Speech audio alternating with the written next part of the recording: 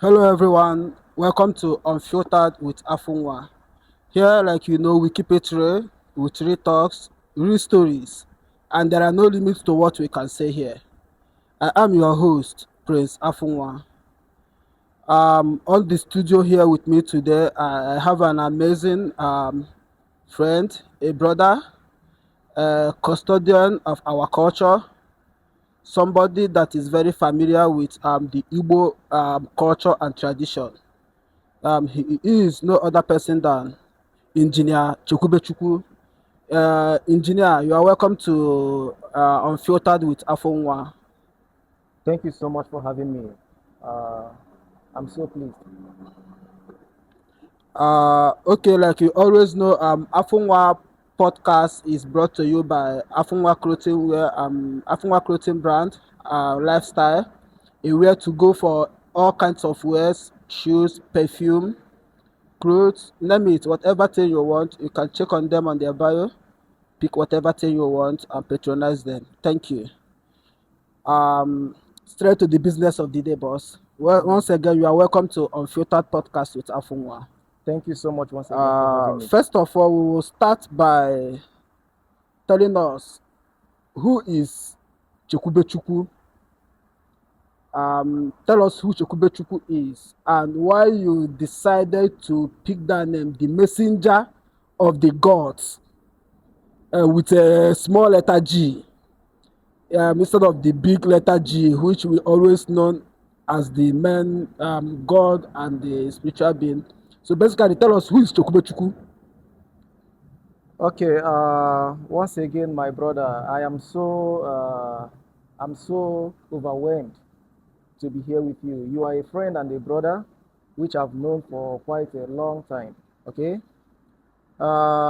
Okay. My name is Chekwubechukwu, Engineer Chekwubechukwu, as he said, and I never chose the name. It was my parents that chose it for me.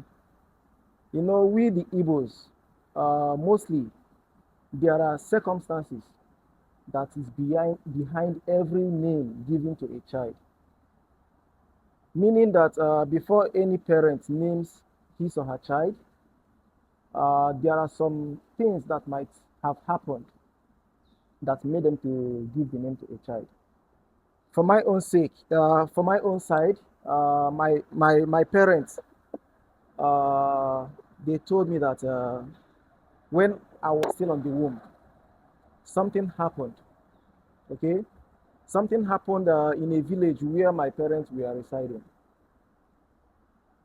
It happened that in that particular village, masquerade, masquerade, this particular masquerade is not supposed to beat a woman, and especially a pregnant woman.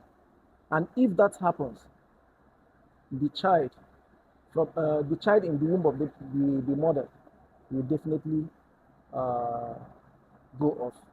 Oh, And it happened that this particular masquerade beat up my mom when she was having me in the womb. Okay, but they had that, should I call it, strong mind that nothing will happen to happened. their child. Okay, I will not use that word faith, because I will call it that. I will rather use that statement, because that particular village is not my hometown. We are like a foreigner there. Okay, so for me, based on my spiritual commitment, I will basically say that what happened because we are not from that Particular village, community. that particular community. So we are like a foreigner there. So mostly in our Igbo tradition, some people, just like some people, they will invite a pastor or so-called men of God in their family, in order to like do some cleansing and all that. Covenant prayer, Covenant, covenant breaking prayers. yeah, breaking prayers, something like that. Those kind of acts or activity normally does not affect that person that they invited. The effect, the impact of that particular act goes to the family that invited this pastor. Okay, the foreign person has no commitment to that land. So Going back to explaining myself, okay, this particular thing that happened actually happened and nothing happened to me. I was giving birth, right? And then that's the main reason why they named me Chekwubechukwu Chekwubechukwu, meaning that they should trust in in God. God. Okay? Yeah. So that's the secret behind the origin of Behind my name. who is Who is Chekwubechukwu? Chekwubechukwu? Yes. Thank you so much, boss. Thank you. For the sake of record, yeah, this podcast will be a 50-50 language. Okay. We'll be doing more of Igbo for us to Pass. explain ourselves and pass the message we Message. want to pass. Yes. Exactly. So coming to that name, the messenger of the gods. Okay. I believe you gave yourself that name, the messenger, or people refer to it, because I saw on your biography on Facebook, you ascribe yourself as the messenger of the gods. And something got me on that Name. thing, on that name, yeah? Because the God you wrote was with a small letter G. Is it? Yes, it was on a small letter G, and we believe that when you are referring to God with a small letter G, you are actually not referring to the Almighty. Yeah, and also it comes with an X, the gods. Oh, that's where you get it right. Okay. Yes, come with the gods instead of the God. So can you actually explain the motive behind that messenger of the gods? Is that a name you give to yourself, or is it something that has to do with your spiritual life? Okay, thank you so much once again. Just like you said that we are going to be mixing it, balancing it with our local Yes, our language. local dialect. The main reason why we should do that is nothing else but to promote our own Yes. language, so that Yes. the whole world will also know about our language, this Igbo language. It doesn't mean that we are trying to segregate or do something of that nature, but we are trying to pass the message for the world to know that we have our own dialect, we have our own language. So going back to your question, actually on my page, when I first created that page, I was trying to find a befitting name. Ịchọpụta afa ga-adị mma. You understand? For my page. At first, I named it Onye Ozi Chukwu. Ọrụ Ozi Chukwu. Onye Ozi Chukwu. Onye Ozi. Onye Ozi. Okay. Which is Messenger basically the messenger of God. Yes, in English language. So at a point, I saw on the Facebook page that some other people have already used such or similar name, right? So I decided to go back to my original name, which is my name, Chekwubechukwu. Okay? And my title as an engineer is not just I'm giving myself that title. It's a deserved title. Okay? So the video that you saw on the Facebook, Onye Ozi Chukwu, is actually who I am. Okay? Meaning that every human being is actually Onye Ozi Chukwu. It's not just me. If you understand that spirituality, okay, that spirituality practice, you will know that everyone is Onye Ozi Chukwu. It depends on what you understand Chukwu, what you understand God to be. That's why I made some videos explaining what God is. Iye Chibu. You understand? In our own language, we call it Chi. We don't call it God because we are not English origin. Speaking. We are English-speaking country, but our own local or tribal dialect is not English. We have our mother tongue, right? Yeah. Which is Igbo language. So in our own Igbo language, we call it Chi, not God. Okay? And when we are referring to that Chi is the name of a person, right? And in English, a name of a person is supposed to start with capital letter. So whether you write it with capital letter, starting with capital letter or small letter, we are referring to the same entity, the same being. Okay. Okay? So people saying that capital G God and small g God they are different person. Or when you use more G, It's you are, actually when you use the capital G, people always say it you are referring to the Almighty, yeah.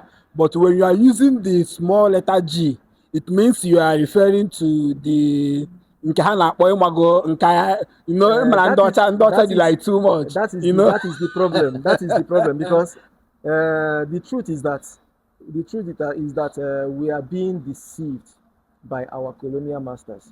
Okay, ndị ọcha ghọrịla anyị so much such that we see ourselves less. Even when a foreign person visits our homeland, right? We see that person as we even see that person as almighty compared to ourselves. Whatsoever that person says, we value it more than what your own brother tells you. You will agree with me on Yeah. that. So meaning that now, how will I put it? Okay, I'm trying to find the exact or the correct word to describe it. Basically, God is God. But the problem is, what do people understand God to be? Some people, they will tell you that God is mysterious, is beyond human comprehension, is beyond human understanding. They might be right, because what actually God is also beyond human comprehension. You understand? But the thing is this: even in every practice, every denomination, I will not use the word religion because we are not religious. We the Igbos, we are not religious. We are spiritual. Okay? We are seekers. We don't believe in anything. Some people, they will tell you that we the Igbos, we worship this, we worship that. We Igbos, we don't worship anything. Okay? You might ask me that question, but we don't worship anything. So basically, we acknowledge every existence. God is just consciousness in human being. I've seen a video. I even posted it on my FYP of a man, I think from India. Okay, he said that God can be known as the consciousness in us, but basically he is referring to humanity. How about other existence like the water, the trees, the air, the sun? What can we define as the consciousness in those other existence? You will see that consciousness only lies on we the human. So for me, I define God to be the life in everything, because life is what makes everything in this whole universe to exist. I will even tell you that life is what science, or what is it called? Why the name just skipped my memory? Big Bang Theory. Have you heard about the Big Bang Theory, right? No?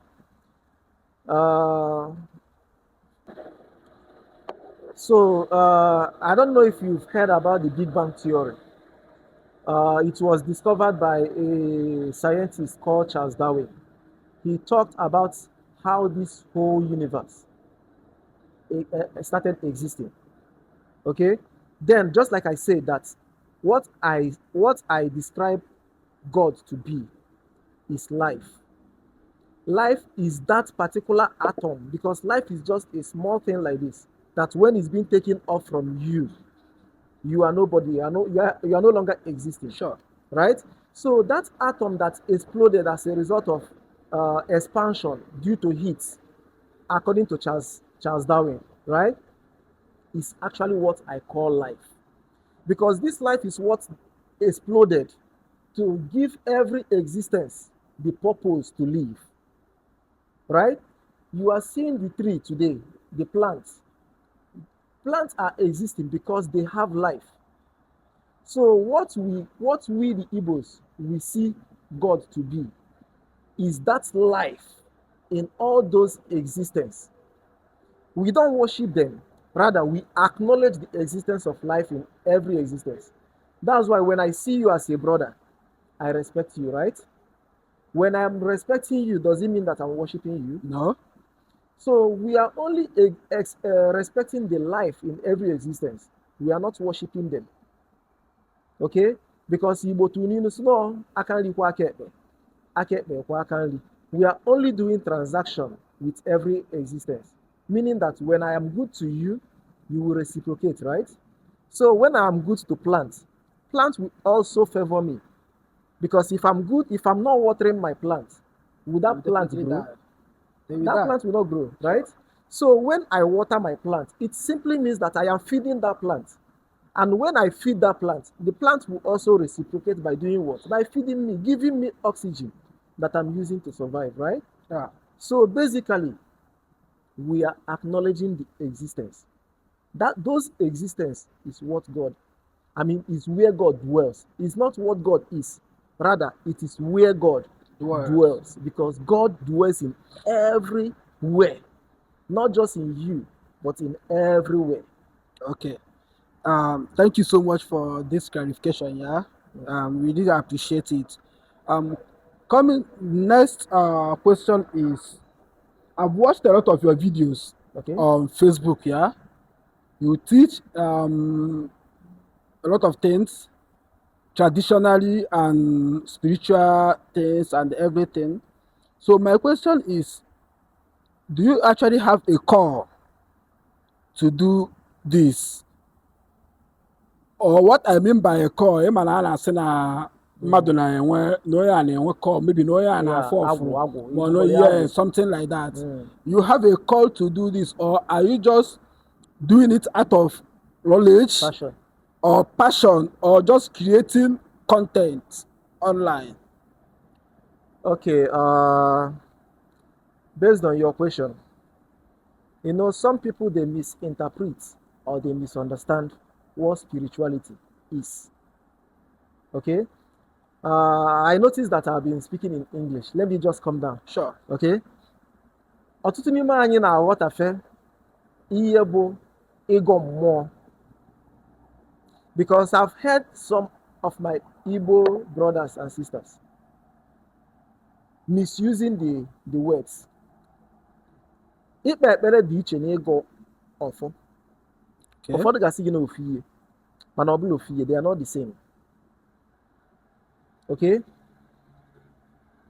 Ịgọ ọfọ dị ka ikwubi okwu, declaration. When you are declaring something, you are not begging, you are not pleading. Rather, you are giving an affirmation. As an ịgọ ọfọ dị ka ikwubi okwu. Yes. You have the authority. This is my staff of authority. Right? No one dares. Whatever I say stands. I am the master. I am not a slave. When you subject yourself to prayer, you have admitted to become a slave to a master who you call, or some people call God or Jesus in Christendom. So basically, spirituality, you have to understand that word, spirituality, first. Spirituality is personal. You understand? When you are talking about spirituality, it's something that is personal to you as an individual. Spirituality is nothing else but your mindset, your instinct.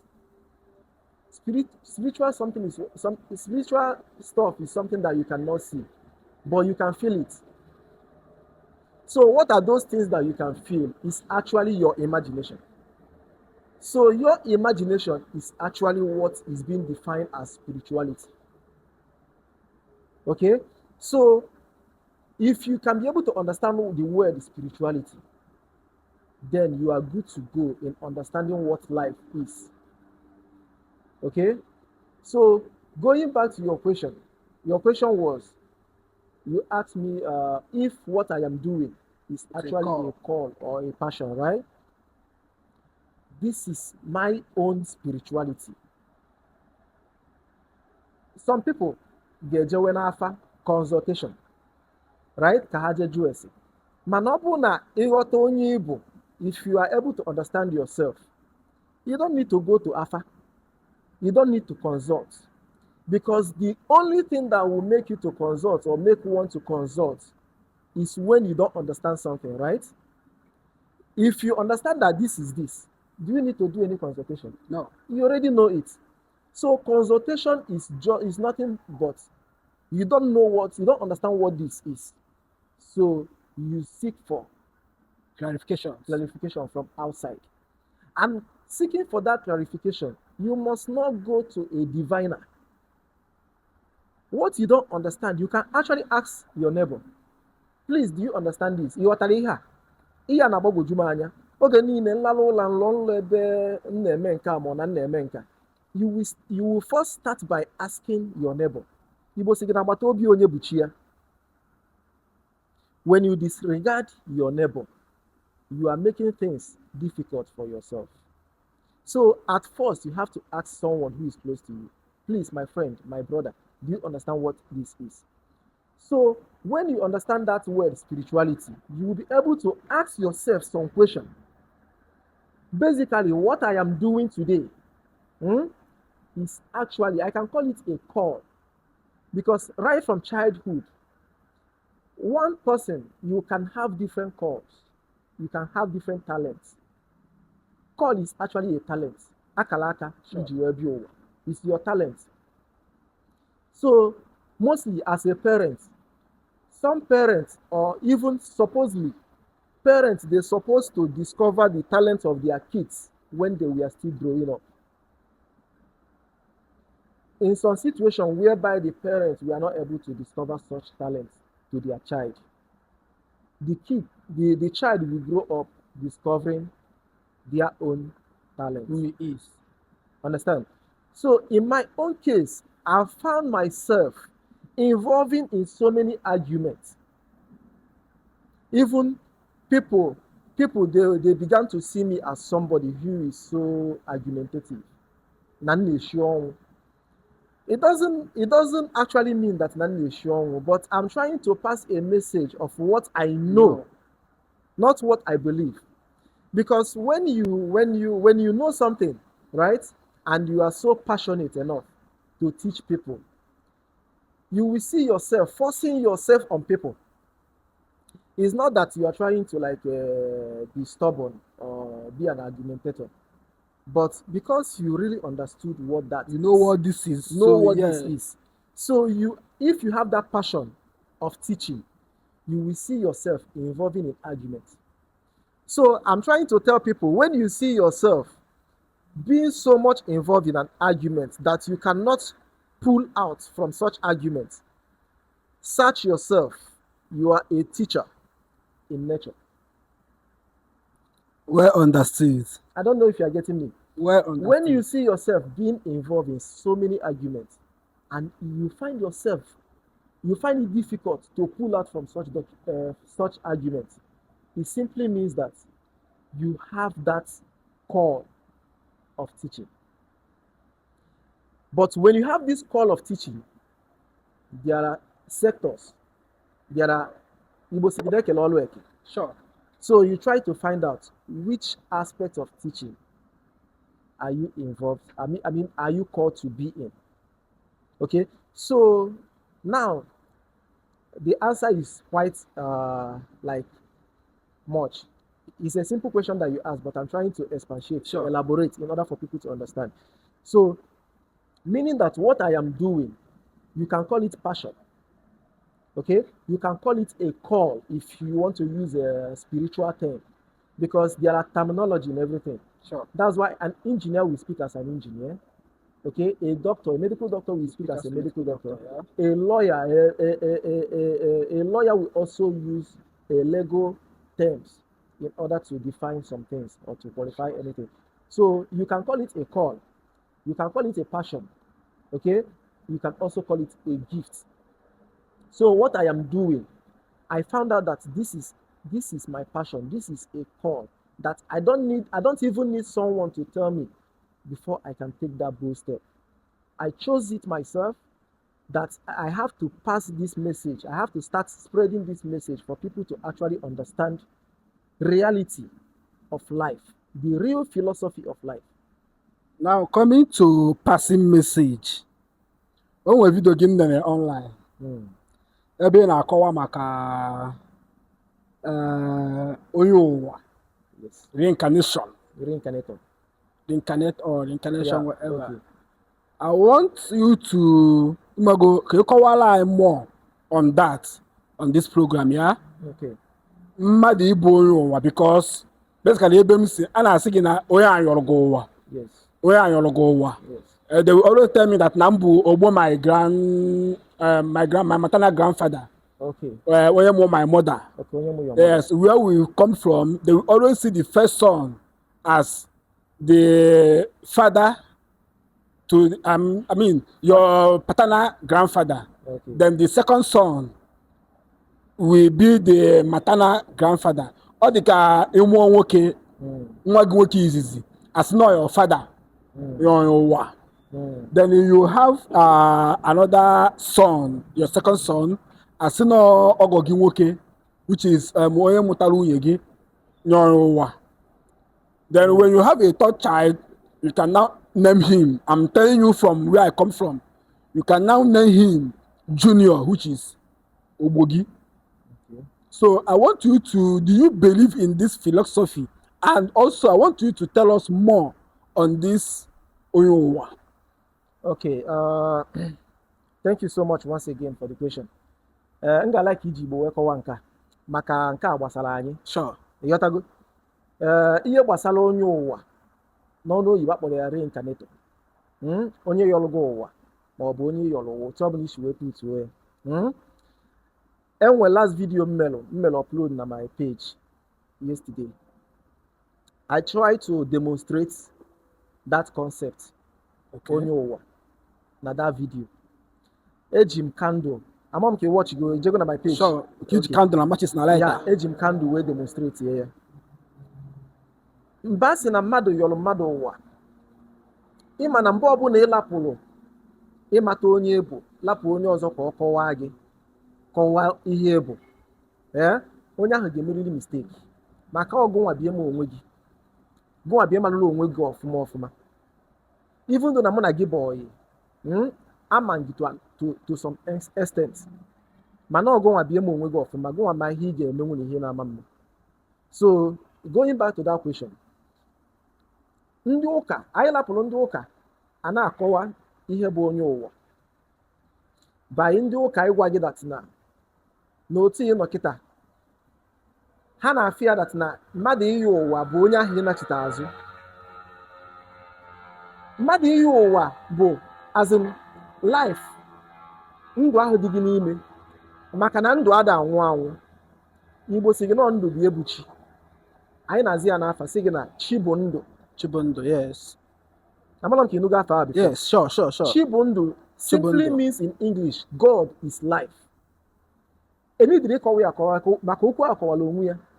Onye na-achọ ịghọta ihe God bụ, just speak that word or call that name. Ịghọta gị ihe God bụ. Enidiri ka akọwalụ gị ya. Ịbịa kịta jụọ gị ka ihe bụ who is God? Isi God is life. You don't need any elaboration on it because you have already given me a definition. God is life. Except if you want me to define what life is. Ị na-asịzi m kọwaa ihe ndụ bụ. Ọ ịkọwazi ndụ ahụ bụ ihe asị gị that na God dị omimi. Maka mma nkọwanwu ihe bụ ndụ. Sure. Ifu gị kịta. Enwere onye ga-apụta kịta akọwanwu ihe bụ ndụ.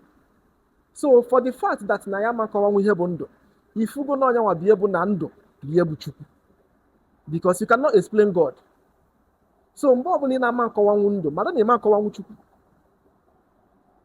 That means na chi bụ ndụ. God is life. So this life ada anwụ anwụ because God does not die. That God that does not die dwells in everything. We are just like a empty, that is okpokolo ihe. Otu ahịa adị kịta, there is a hole in this thing. Anyị na-agaghị na-afụ hole dị n'ihe. Otu ahịa adị kịta, I can decide enwere ike ịchọ kịta anụnwa mgbanye mmiri n'ihe a. mgbanye mmiri n'ihe akịta ihe dị n'ime ihe akịta bụ mmiri. Enwere m ike kịta nchọ nwere aja kponye na ya.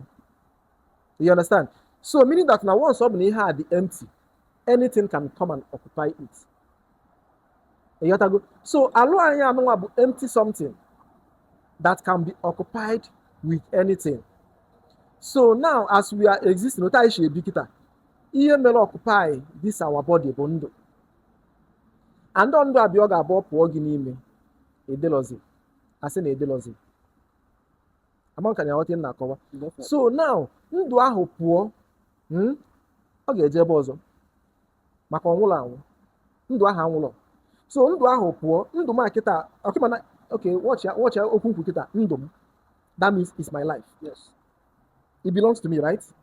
So for the fact na ndụ akịta belong to me, ndụ akịta anụnwa that belongs to me, when it goes off, it will go somewhere else.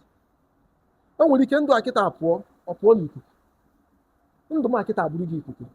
That means I have stopped existing as ihe na-afụ kịta. I started existing as ikuku. Maka ndụ m akịta apụgo kịta pụọ n'ikuku. Ndụ m akịta nwere ike ịpụ kịta abanye na mmiri. Maka na Igbo sikwa gị na mmiri bụ ndụ. Mmiri bụ ndụ. Mmiri bụ ndụ. So meaning that na asị gị na chi bụ ndụ. That means ebe ọ bụla ịfụrụ ndụ na ya, ifugo chi. Igbo asị gị na mmiri bụ ndụ. That means mgbe ọ bụla ikurulu mmiri nwụọ, ịṅụgo ndụ, you have taken life. You understand? Ikuku bụkwa ndụ. Ana mụ na gị nọ na ya bụ ndụ. Anyanwụ bụ ndụ. Amaghị na ọtị na-ekwu. So these four things mkpọ nkịta bụ the four major elements of what life is. And ebe anụnwa bụ ihe Igbo si gị na-eshi anụ ụwa. Ọ bụrụ na ị nọ n'ụwa dịka site na mmiri, ị nwere ike ịnụ ụwa sa aja ana, ọ ibi ụwa dịka anyanwụ, ihe ndị zodiac ndị oyibo kpọrọ fire. Anyanwụ bụ fire. Anyanwụ represent fire. Ị nwere ike ịnụ ụwa asị gị na otu ịnọkịta you are fire, na ịbụ ọkụ. Igbo kpọrọ ya ọkụ bụ eke. Eke bụ ọkụ. Orie bụ mmiri. Afọ bụ ana. Nkwọ bụ ikuku. Ihe a bụ the four major elements of someone reincarnating. Onye a mere otu a nnọkịta, ihe mbụ bụ nwa mmiri. Ọ mmiri ka m si wee n'ụwa. M ka ga-akọwa nke ahụ. I will still do a video. Ihe abụcha some kind of packaging or teachings nweche in my pipeline ịkọwacha na my page. So these four main elements bụ ihe si anụ ụwa. Ebe ahụ ka ndụ reside. These four main elements, ebe ahụ ka ndụ reside. Amaghị otu ihe na-akọwa na. So mgbe ọbụla mụ na gị na-afụ anya kịta anụnwa kwụsịrị ime exist as human being, we go back to these main four forms. Ka otu anyị si anachi azụ na these main four forms. Onye ahụ fụrụ naanị dọ like this, isi na ọnwụgwu. Mmadụ ada anwụ anwụ. Some people might argue it. Otu anụnwa anyị nọ kịta, anyị ada anwụ anwụ. Rather, we change form. Onya ka ndị sayensị si gị, we are energy. Science is that energy can neither be created nor destroyed, but it can change from one form to another. We are changing from one form to another. Mgbe ọbụla mmadụ dọrọ like this, that consciousness apụọ n'ime onye ahụ, nke bụ na onye ahụ ama nkwuzi okwu. It doesn't mean that na onye ahụ anwụgo, because ihe ọbụla nwụrụ anwụ amanyenwu ndụ.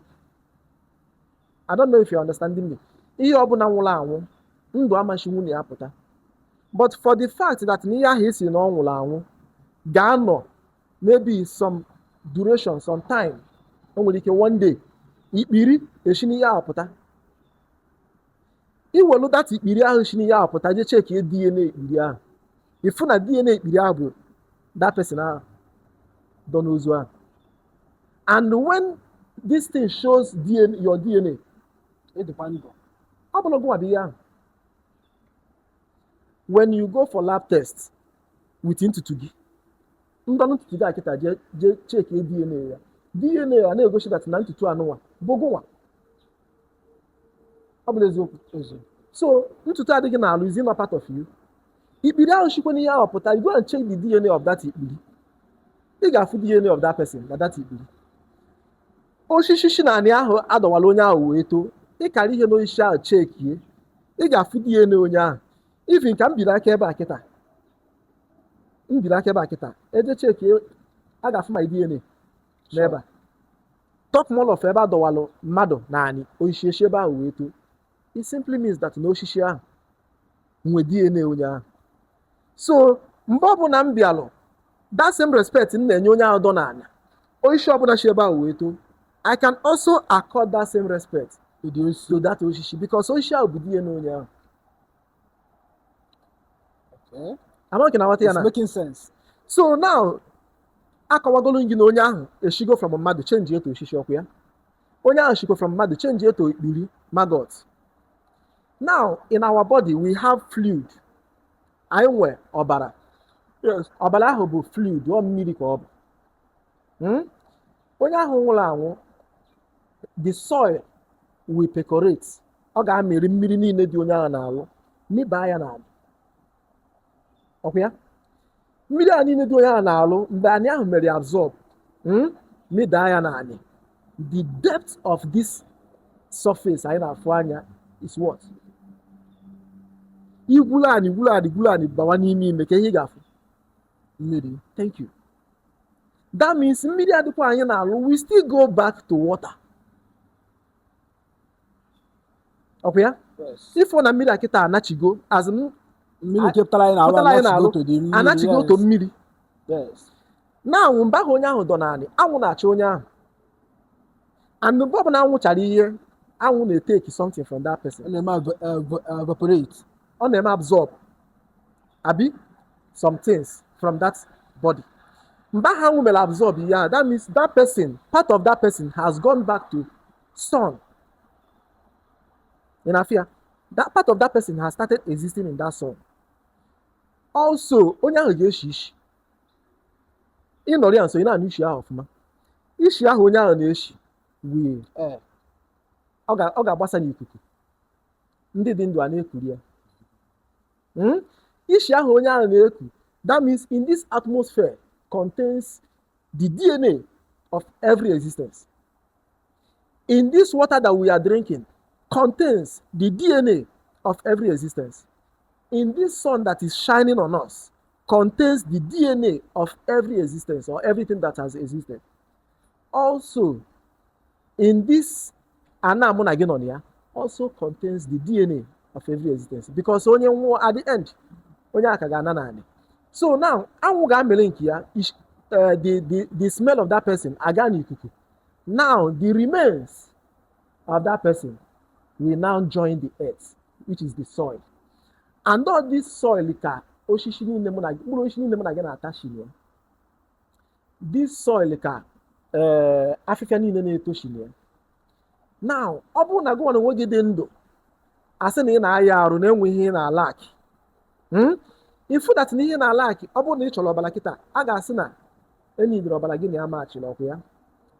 Eme transfusion. Etinyela onye ahụ ọbara machiri ya. Now, mgbe ọbụla ị na-eri ihe, ị na-eri mkpụrụ osisi ọbụla, ihe ị na-eri bụ as in transformation of somebody that transformed from human being to that fruit or maybe any other thing. Vegetable. Ka ị na-ekuru ikuku, the same thing. Ka anwụ na-acha gị n'alụ, the same thing. And all this same thing, ka ị na-aṅụ mmiri, the same thing. And all these things bụ ihe iji eto ka mmadụ. You understand? If you don't consume all these things, ọ bụ na anwụ achalọ gị, ọ bụ na ikuriri ikuku, ọ bụ na enwụlọ mmiri, ọ bụ na ịzọlọ ọkpa naanị na ịkwụlọ naanị amụ na gị nọ na ya, you will not exist. So all these four main elements bụ ya iji eme exist. And all from all these things bụ ya ijikwa anachite azụ. Amaghị na ọtị na-akọwa. So now, nwa amụrụ ọfụrụ, you will agree with me that na nwa amụrụ ọfụrụ amatụọ nwaanyị ime. Eziokwu gachi. Eziokwu. Now, ka ihe meziri at a point, nwa ahụ etokete at a point, onwe ike ịtụ nwa nwaanyị ime. Ịma ihe kpatara ya? Mba. Thank you. Ihe kpatara ya bụ na ọ consume chego all these 4 things from the universe. All these 4 things be made to all these 4 things be build up the sperm cell and the chromosome and whatsoever, the cells, the growing of the cells in that person. All these 4 things. So, ọ bụrụ na nwa ha mụrụ ọfụrụ consume all these four elements wee too nwee ike ịtụọ nwaanyị ime. Asị gị when a man releases a sperm, there are millions of cells on a release, and those cells will be swimming, abi, ha na-agba ọsọ until one of it will fertilize the egg of a woman. Okay, yeah? Okay. Now that egg and swim. Don't you know that that cell may swim? Don't you know that thing is alive? All the end. And that egg was developed as a result of ihe onye ahụ riri n'ọnụ. And ka ihe bụ ihe ahụ onye ahụ riri n'ọnụ, ihe ahụ o riri n'ọnụ bụcha ihe ahụ onye ahụ isi na ọ nwụrụ anwụ transform uto. Ị na-aghọta ndekwu? Onye ahụ isi na ọ nwụrụ anwụ, ndị dị ndụ bi eriri ya n'ọnụ wee were ya wee too. So mgbe ahụ that person ahụ release that sperm cell, ofu n'ime ya ejeje fertilize that egg. Ofu n'ime ya fertilize that egg might be you. Okay, sorry, might be somebody that have died eritere n'ọnụ maọbụ ekutere n'ikuku maọbụ anyata n'anyanwụ maọbụ aṅụta na mmiri.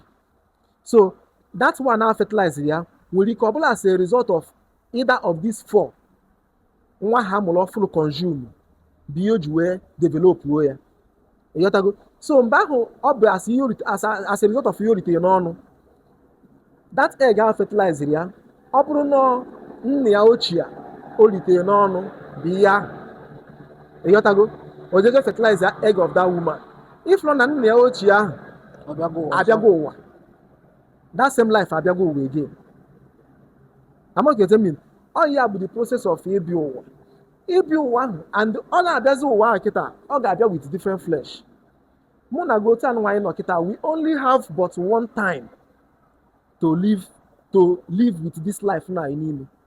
After ka anyị live with this life anụnwa, this same our life will still come back.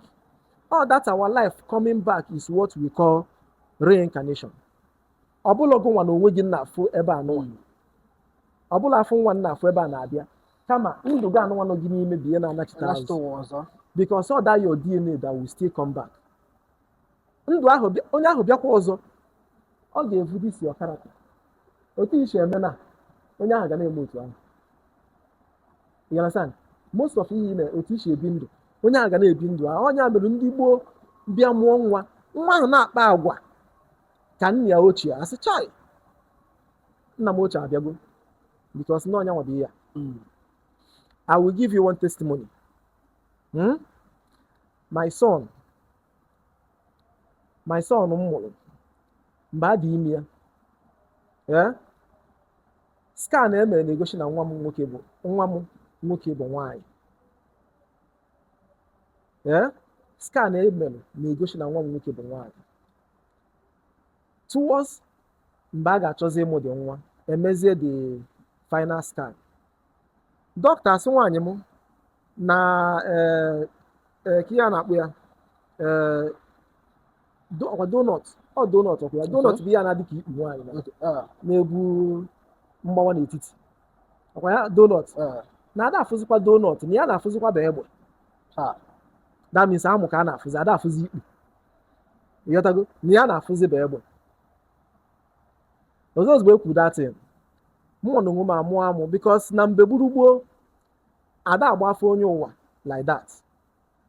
Ọ bụrụ na nna m lụrụ nwa achọpụtara onye lụrụ nwa ahụ ụwa, nwa ahụ ejila aka onye lụrụ ya ụwa. For example, my father si na onye nwa ji aka ya wee ka onye lụrụ ya ụwa, and na that day o kwuru ozugbo nna ya eje merie ihe onye ụwa. Now to the case of my own son, ọzọ ozugbo ekwuru okwu sị na afụlọzikwa egbe, afụlọzikwa donut na ya afụzikwa bụ egbe. Mmụọ amụ sị nna m ochie esi ka ebi alụ m. You understand?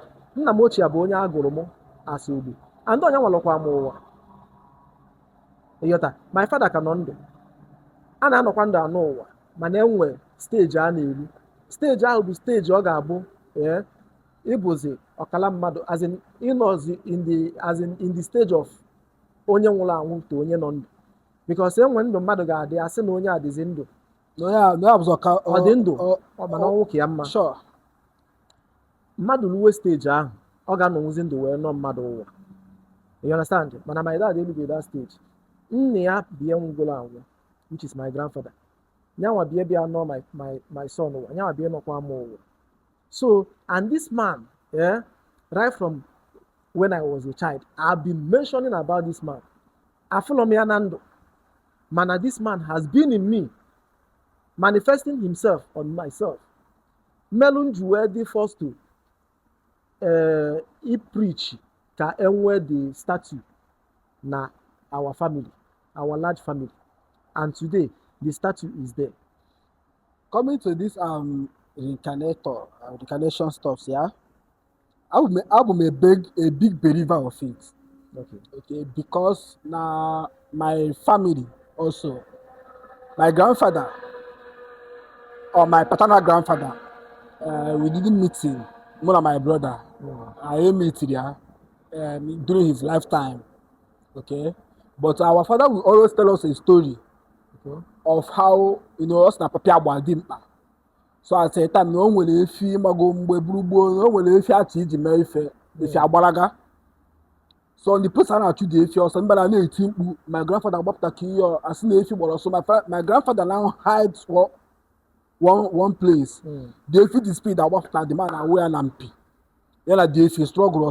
It happened that na the efi ji mpi meruo ya alụ. Okay. Eba. And then that mark dịkatara papi a na-arụ papi wee nwụọ.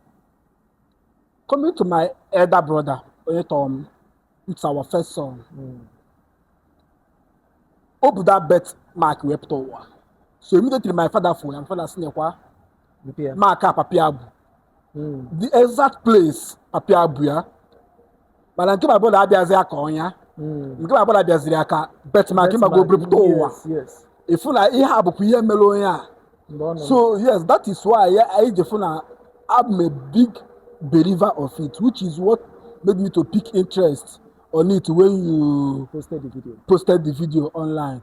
My question again will come to another video of yours, Emekwa, regarding aja. Okay. Sacrifice. Ka ndị mmụọ siri aja. I would also like you to throw more light on it because now I forgot many people in the aja. When the videos if aja, Fanta, Coke, bread. Even when we are small self for no man. I na abu obrom lagi na back. I na abu self. You want to go to sweet I say na alacha one. That kind of a thing. You want to go bread. All those Fanta, Popo, So, actually, can you throw more light on that aja? Can you cover na your video? Can the spiritual beings read the aja and all those things again, so that other people will also hear you, learn. Maybe another opinion can also share it. Okay, thank you so much. Let me go straight to the question.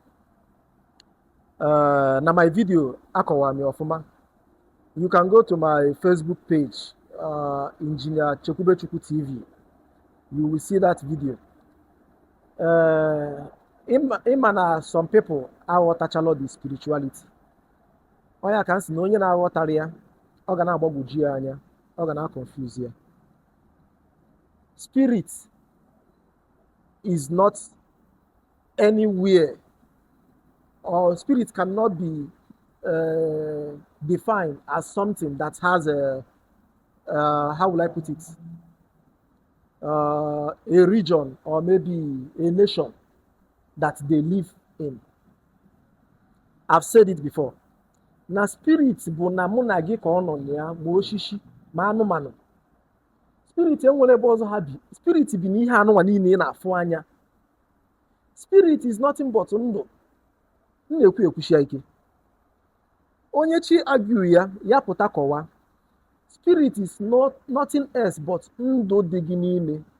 Enwere ebe ọzọ spirit bi. Spirit ebilo na eluigwe dịka ndị ụka si wee kwuo, ma ọ bụ na abi n'ime ana. Spirit bi na ihe a niile a na-afụ anya. Amaghị na ọtị na-ekwu.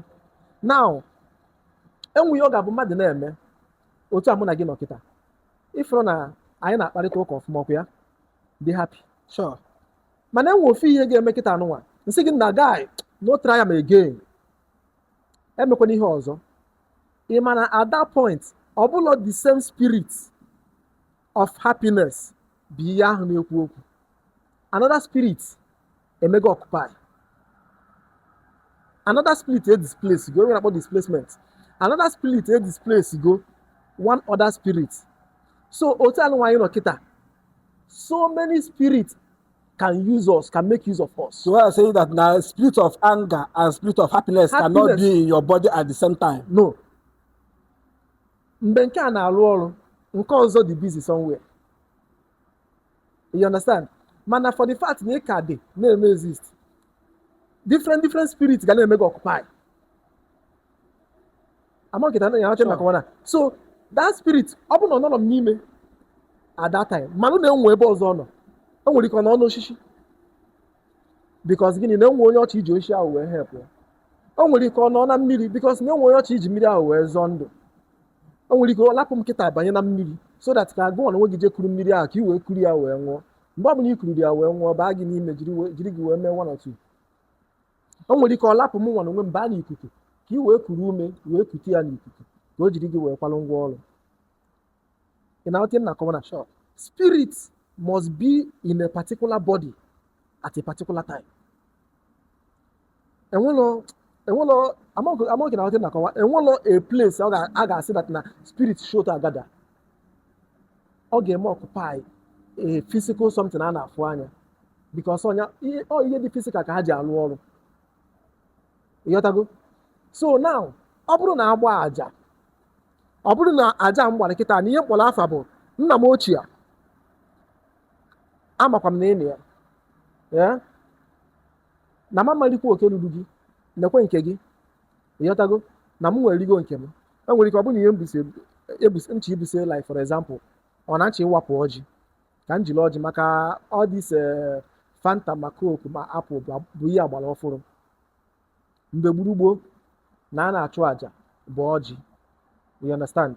Ọjị, nzu na edo na cowries, ihe a yi n'onu kịta. Ọ ihe a bụ ego. Ịghọtago?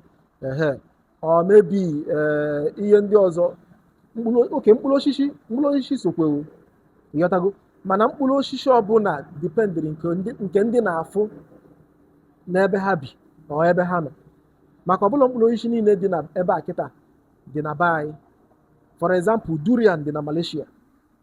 Mana afụnube m durian na be anyị. Soursop bịa dị na be anyị. So for example, ọ bụrụ na mkpọ nna m ochie kịta welu durian wee dowere ya, ọ bịa shie ya n'imi, ọ mara ihe ọ bụ. Amaghị otu mmiri.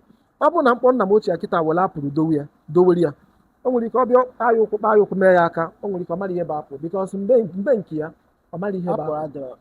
Ịghọtago? So ihe ị ga-echere ha n'ilu bụ ihe ahụ ha ma ihe ha dị conversant with.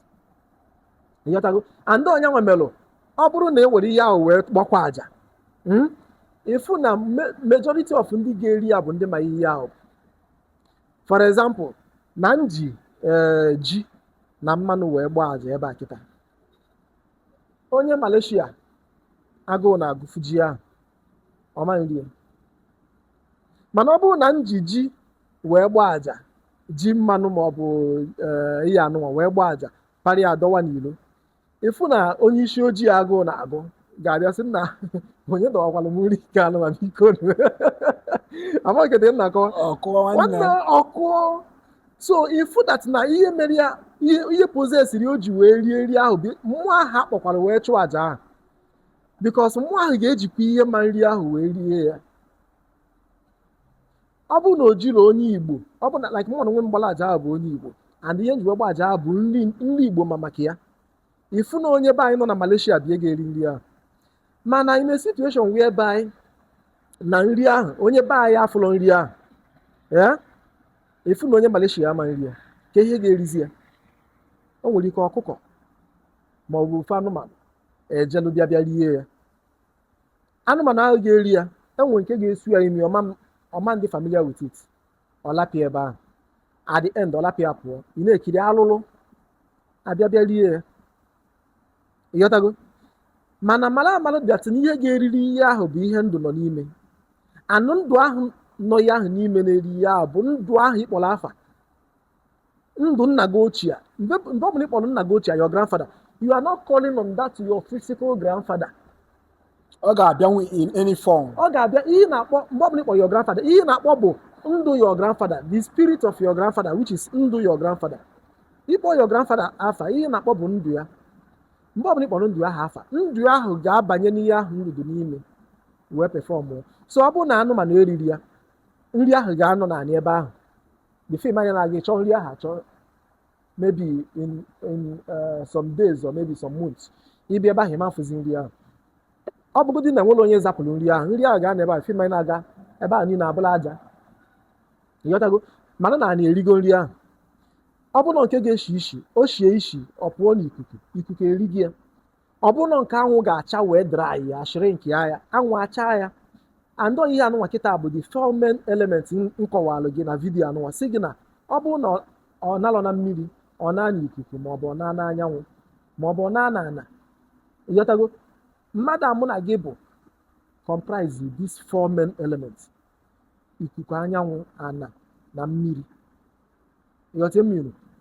acha niile na anyị n'ime ọnyanwa bịa iji wee bụrụ ọkachasị ịghọtago asị mmadụ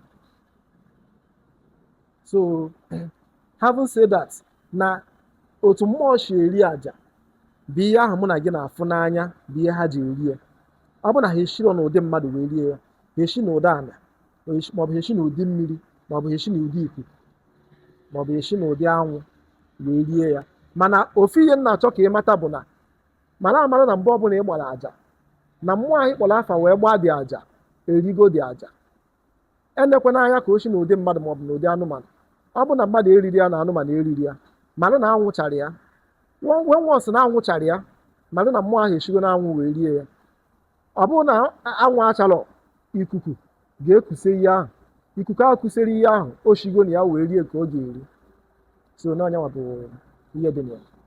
Thank you so much. Ka isi akọwa ya dị mma ị na-akọwa ya to the understanding of a layman. Yeah. Yes. My final question to you bụ what do you have to say to people na feel that na people dey na ndị na-eme like otu isi na-akọwa omenala ndị na-ebi ụdị ndụ ị na-ebi bụ ndị the evil. Some people dey over religious like people from the Christian part of no ọ ka ndị Christians njọ.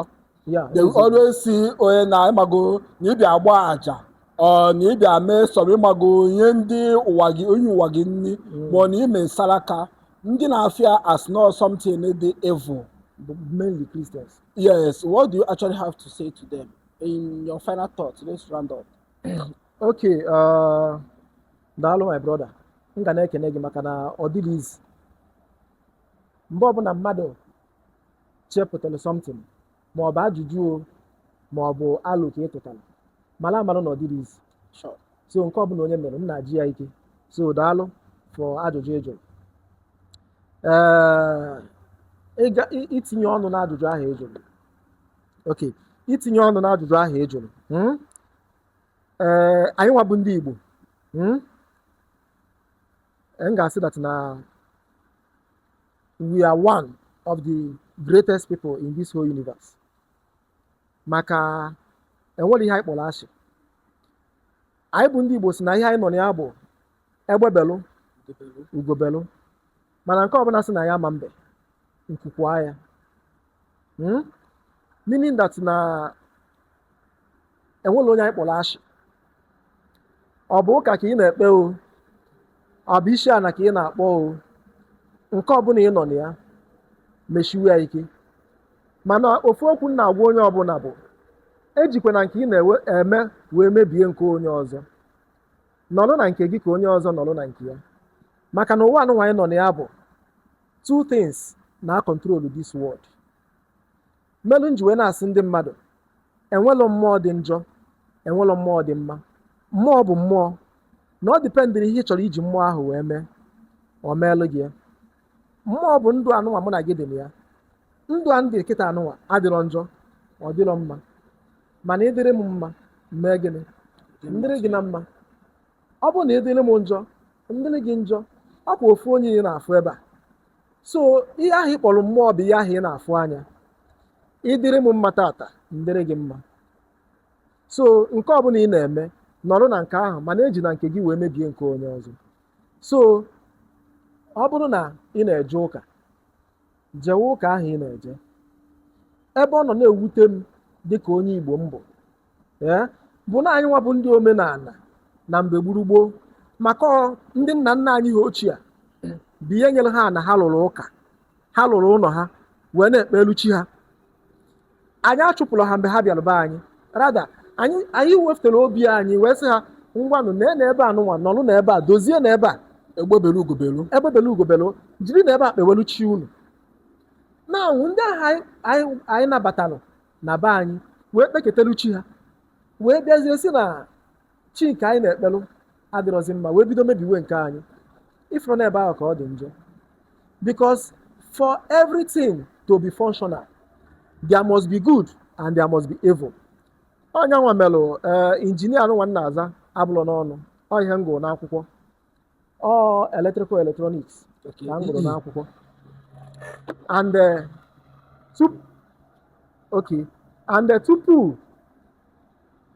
tupu enwee ife bụ ihe anyị kpọrọ ọkụ na electrical field, there must be positive and negative. Ọ bụrụ na these two things adịrọ, ọkụ amanwụ. Amaghị na ọ na-ekwu.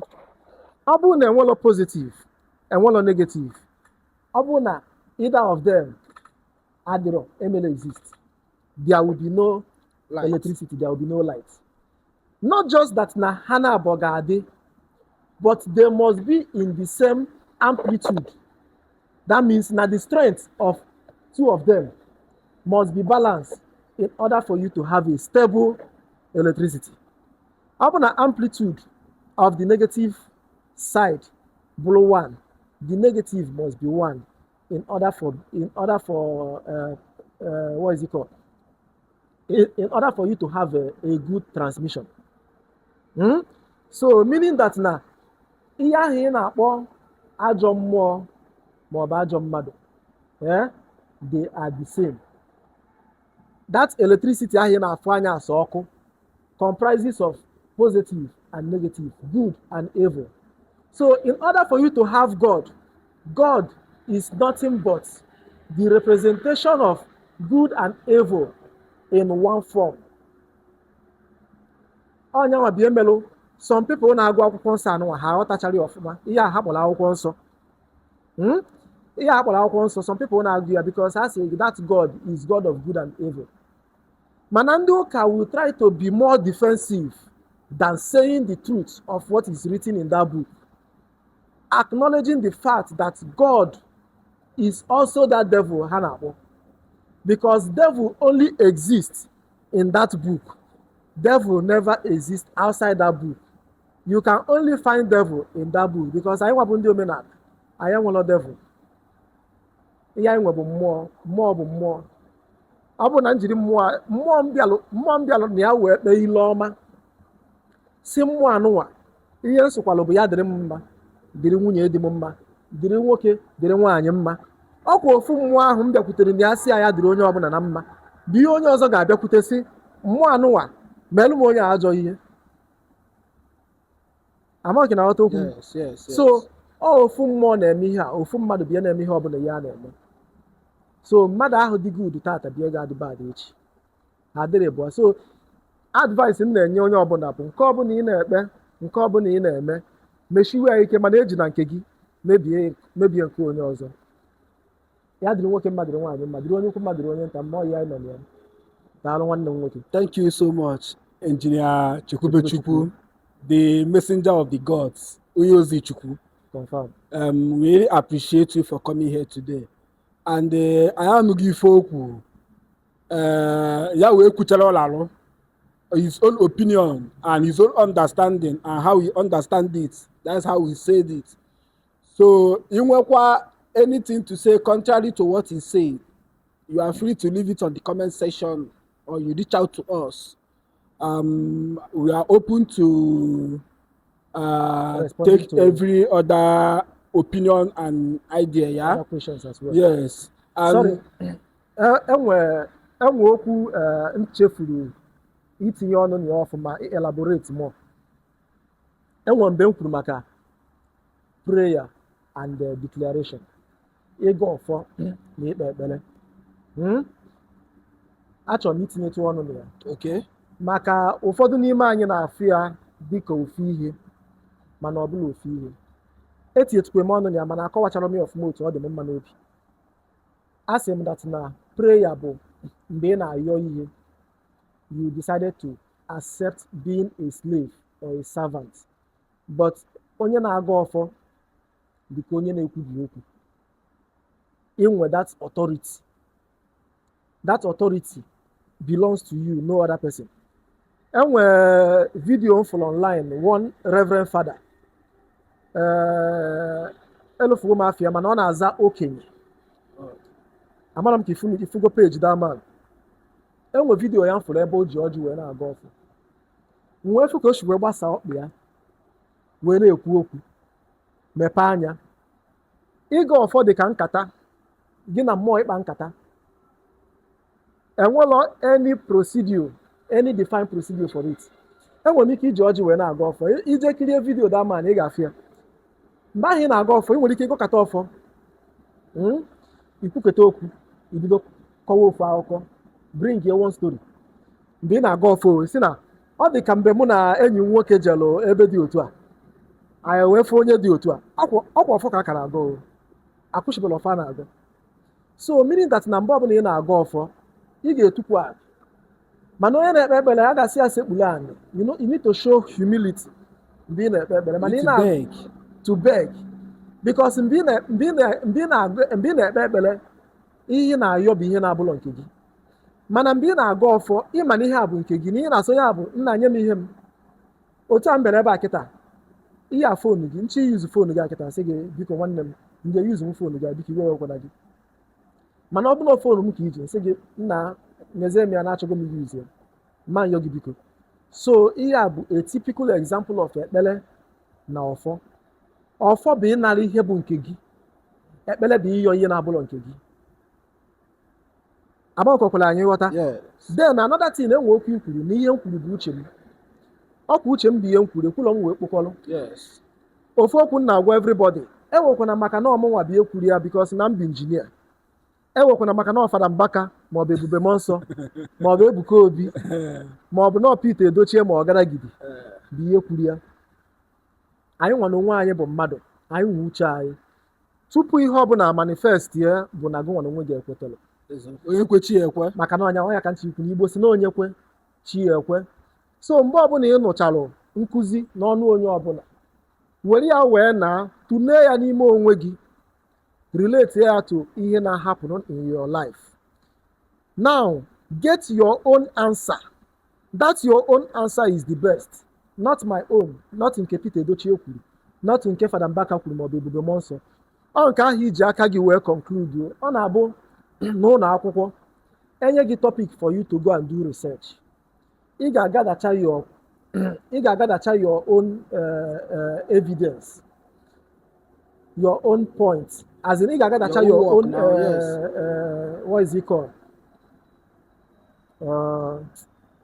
Ya a na-agbapụ m n'isi the exact word.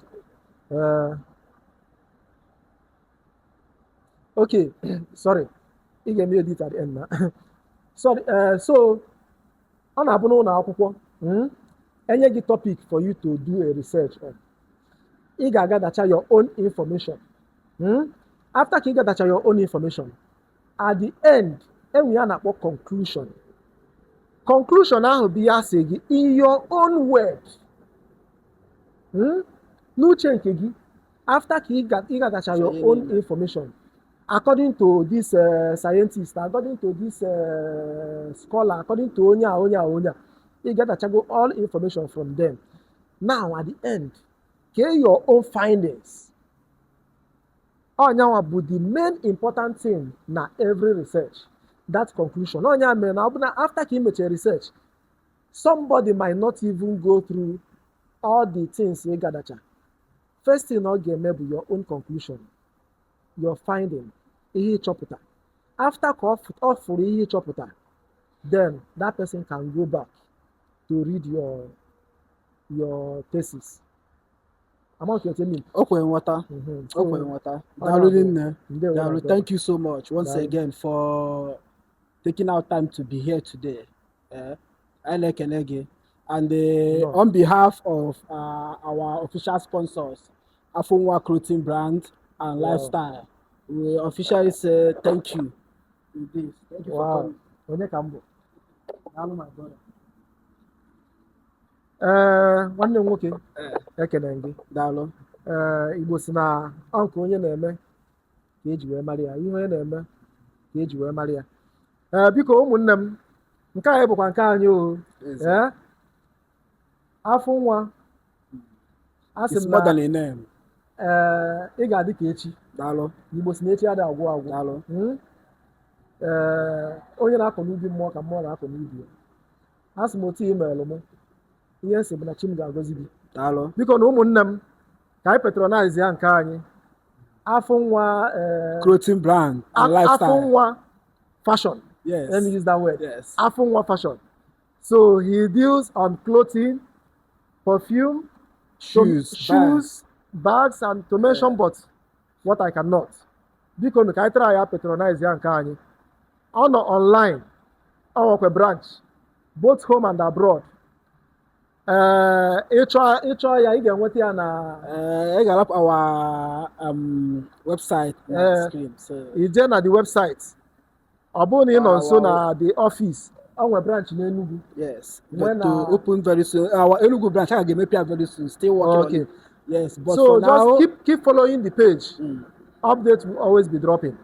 Dalo, my brother. Dalo. Dalo.